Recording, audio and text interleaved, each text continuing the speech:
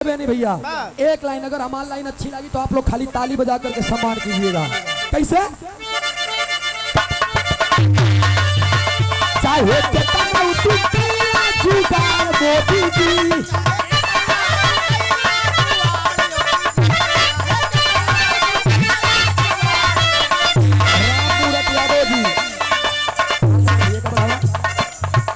राम मूरत यादव जी अप्पे वाले भैया 100 रुपया का पुरस्कार। बहुत बहुत नमस्ते बा प्रणाम बा।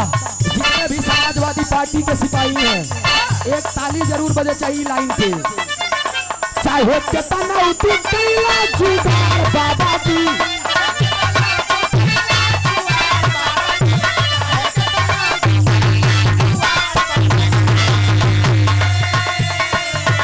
चाहे कितना जुगाड़ बाबा जी, अब की वापस करेंगे,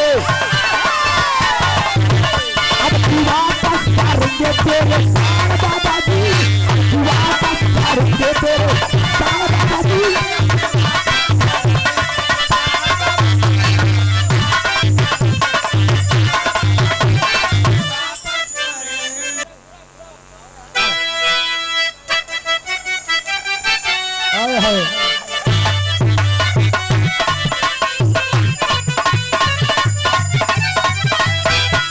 वतन के शान मुलायम, हम सबकी जान मुलायम, वतन के शान मुलायम, जुआओं की जान मुलायम, छोड़ी के गए हैं अखिलेश के।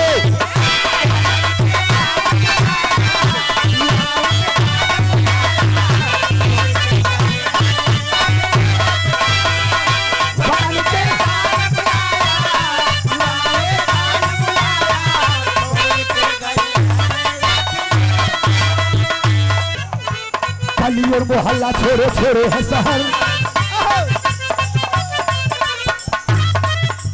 गली और मोहल्ला छोड़े छोड़े है शहर, गली और मोहल्ला छोड़े छोड़े है शहर, दुखे और मुसीबत काटे काटे है कहर, गली और मोहल्ला